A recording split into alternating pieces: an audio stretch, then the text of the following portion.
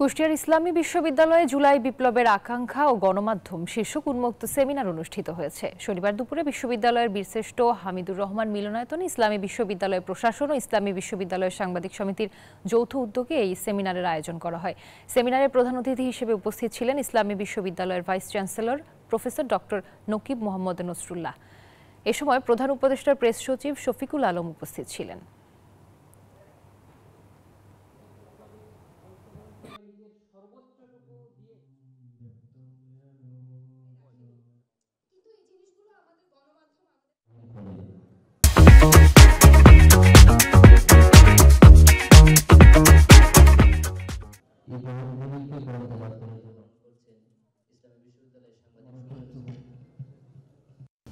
এই যে গুম করছে হাসিনা,